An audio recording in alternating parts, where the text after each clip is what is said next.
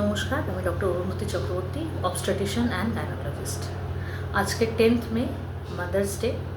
আমি আমার সকল মাদের, যারা মা হয়ে গেছেন বা যারা মা হওয়ার কথা ভাবছেন বা যাদের প্রেগনেন্সি পিরিয়ডের মধ্যে দিয়ে যাচ্ছেন, তাদের সবাইকে জানাই হ্যাপি মাদার্স ডে। মা কথাটা ভাবলেই আমাদের মাথায় একজনের ইমেজ আসে যে আমাদের সবসময় সব রিকোয়ারমেন্টসের মিট করার চেষ্টা করছে, তার নিজের দরকার, তার নিজের প্রায়োরিটি, তার নিজের নিউট্রিশনের কথা ভুলে গিয়ে আমাদের জন্য কিছু করছে, যাকে যে কোনো দরকারে পড়লে মা বলে ডাকা যায়, মা এটা চাই। তো কোথাও অ্যালং দিস জার্নি যারা মা হয়ে গেছেন বা যারা মা হচ্ছেন, তারা তাদের নিজের নিউট্রিশন, তাদের নিজের শরীরের যেটা রিকোয়ারমেন্ট, সেগুলো কোথাও না কোথাও গ্যাপ একটা পড়ে যায়, যার জন্যে শরীরের অসুস্থতা হয়। তা সত্ত্বেও তারা কাজ করে যায়। তো এই ভিডিওটা স্পেশাল এডিশন তাদের জন্য। মাদের কি কি ডিফারেন্ট নিউট্রিশন ওয়াইজ যে পুরুষ বা যে ফাদার তার থেকে। মহিলারা during their whole period of life 3-4টে নিউট্রিয়েন্ট বেশি দরকার লাগে দ্যান অ্যান অ্যাভারেজ পুরুষ, যেমন iron, calcium, folic acid. Iron and calcium মহিলাদের প্রথম যখন তারা মেনস্ট্রুয়াল সাইকেল স্টার্ট করছে, যখন তাদের প্রথম মাসিক শুরু হচ্ছে, তখন থেকেই আয়রন দরকার লাগে। ক্যালসিয়াম রিকোয়ারমেন্টটা তার যত বয়স বাড়ে, যত তার প্রেগনেন্সি থাকে, ল্যাকটেশনের সময়টা, এরপর যখন তার মেনোপজ হয়ে যায়, তার ক্যালসিয়াম রিকোয়ারমেন্ট আস্তে আস্তে বাড়তে থাকে। ফোলিক অ্যাসিডটা তাদের জন্য ইম্পর্ট্যান্ট, স্পেশালি যারা মা হওয়ার কথা ভাবছেন।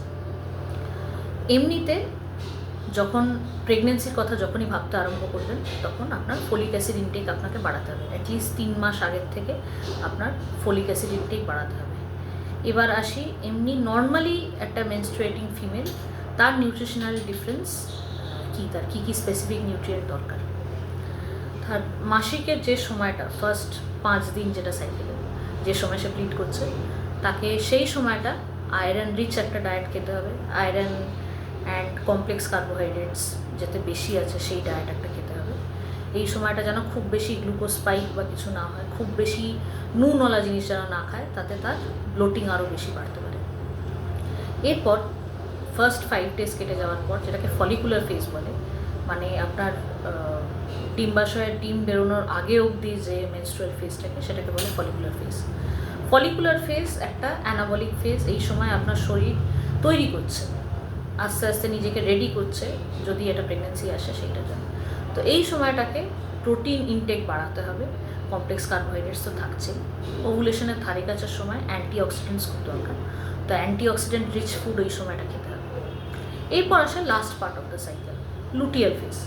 লুটিয়াল ফেজে অনেকেরই নানান রকম প্রিমেনস্ট্রুয়াল ক্র্যাম্পস হয়, প্রিমেনস্ট্রুয়াল সিমটমস হয়, breast tenderness, cramps, mood swings. তো এই সময়টাতে আপনার ম্যাগনেশিয়াম রিচ ডায়েট একটা দরকার, প্রোটিন রিচ ডায়েট দরকার। এই সময়টা গ্লুকোজ স্পাইক হলে চলবে না। হঠাৎ হঠাৎ ক্রেভিংস হয় এই সময়, চিনি খাওয়ার ইচ্ছে হয়, বাট গ্লুকোজ স্পাইকস হলে চলবে না। আপনার কনস্ট্যান্ট বডিতে ব্লাড সুগার যাতে ঠিক থাকে, সেই রকমভাবে কমপ্লেক্স কার্বোহাইড্রেটস খেতে হবে, খুব বেশি জল খেতে হবে, নিজেকে হাইড্রেট করতে হবে। এটা হলো নিউট্রিশনের কথা। আপনার এমনি ডে টু ডে মান্থস যেগুলো আপনি মেনস্ট্রুয়েট করছেন, সেগুলো। এরপর প্রেগনেন্সির ব্যাপারটা আসি। প্রেগনেন্সিতে একদম স্পেসিফিক কিছু কিছু জিনিস খুব দরকার। আয়রনটার বিষয়ে আমরা সবাই জানি, আয়রন রিকোয়ারমেন্ট থাকে। আয়রন একটা করে ট্যাবলেট খেতে হবে। যেই সেকেন্ড ট্রাইমেস্টারে পড়ে যাচ্ছেন, সেখান থেকে একটা করে ট্যাবলেট আয়রনের খেতে হবে। যদি অ্যানিমিয়া থাকে তাহলে তো আরও বেশি। ক্যালসিয়াম মোটামুটি আপনার 1 গ্রাম করে পার ডে রিকোয়ারমেন্ট আছে, ক্যালসিয়াম খাওয়া বাড়াতে হবে।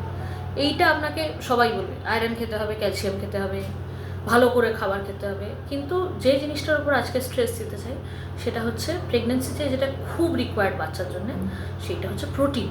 প্রোটিনটার ব্যাপারে আমরা অনেকেই প্রোটিনটা ভুলে যাই, প্রোটিনটার ব্যাপারে খুব বেশি আমরা নজর দিই না। ইটস নট জাস্ট প্রোটিন, যে প্রোটিন খেলেই হবে, ডাল খেলে হবে, এই খেলে হবে, তা নয়। কী প্রোটিন খাচ্ছেন সেটাও খুব ইম্পর্ট্যান্ট। আপনার বাচ্চার ব্রেনের ডেভেলপমেন্টের জন্য 2-3টে স্পেসিফিক প্রোটিনস খুব বেশি দরকার হয়। তার মধ্যে প্রধানত একটা হচ্ছে কোলিন। কোলিন ফুড সোর্সেস যেগুলো প্লান্টস থেকে আসছে, প্লান্ট বেসড ফুড সোর্সেসে খুব কমই থাকে। Animal based food sources animal proteins যেগুলো আছে সেগুলোতে কোলিন যথেষ্ট মাত্রায় থাকে। এর মধ্যে প্রধানত খুব ভালো অ্যামাউন্ট অফ কোলিন আছে ডিমে। আর একটা জিনিস যেটা খুব ইম্পর্ট্যান্ট বাচ্চার ব্রেনের ডেভেলপমেন্টের জন্য, সেটা হচ্ছে ডিএইচএ।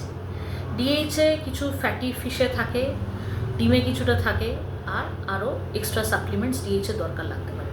এই কোলিন আর ডিএইচএ দরকার আমাদের বাড়ে সেকেন্ড ট্রাইমেস্টার থেকে, যখন বাচ্চার র্যাপিড গ্রোথ হচ্ছে, ব্রেনের ডেভেলপমেন্ট হয়ে গেছে কিন্তু ব্রেনের বাকি ফাইন গ্রোথটা তৈরি হচ্ছে যখন।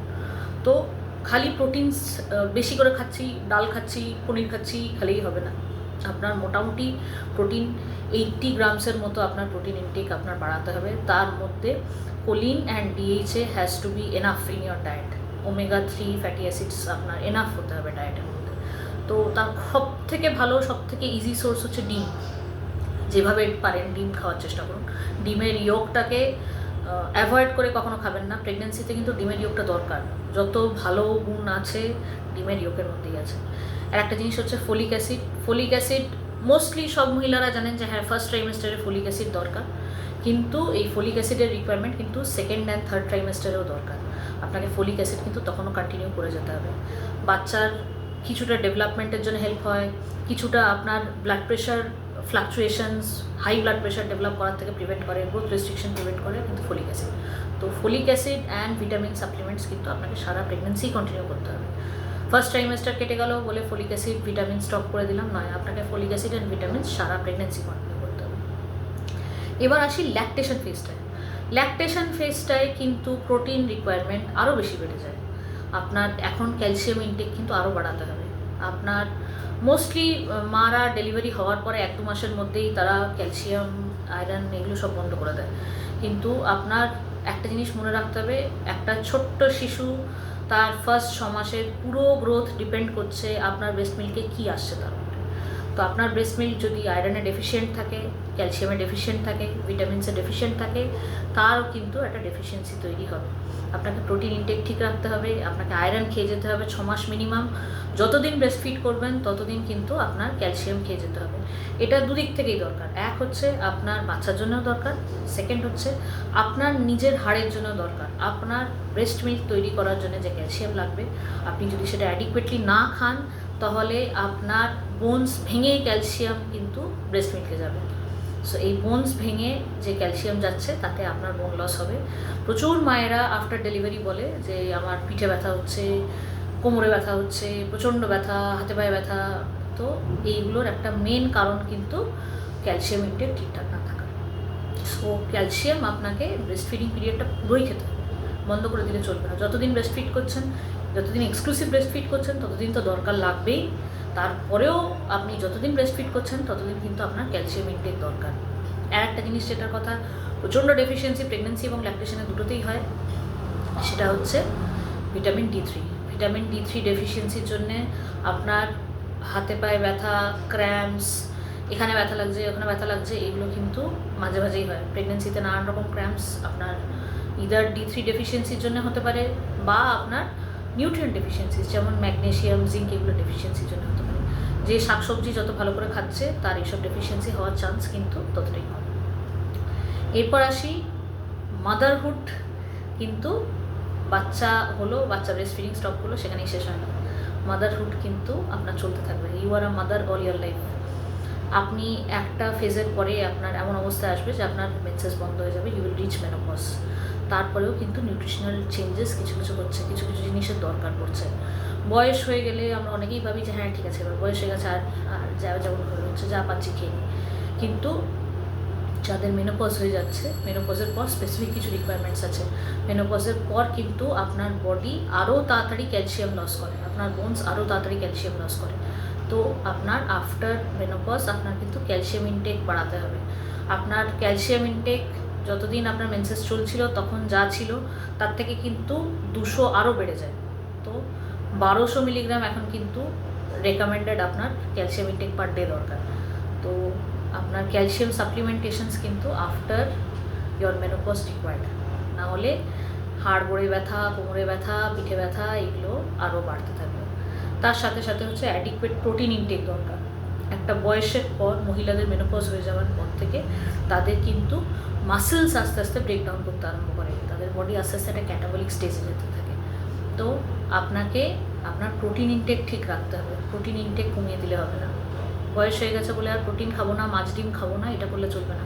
মাছ ডিম কিন্তু তারপরেও খেতে হবে, মাছ ডিম কিন্তু তখনও দরকার আছে। এই কয়েকটা জিনিস মেনে চলুন। আপনি আপনার ফ্যামিলির জন্য খুব ইম্পর্ট্যান্ট। খালি দিলেই হবে না, নিজের কথাও চিন্তা করতে হবে। নিজেকে ভালো রাখবেন, নিজেকে সুস্থ রাখবেন, তখনই সবার জন্য কিছু করতে পারবেন। আর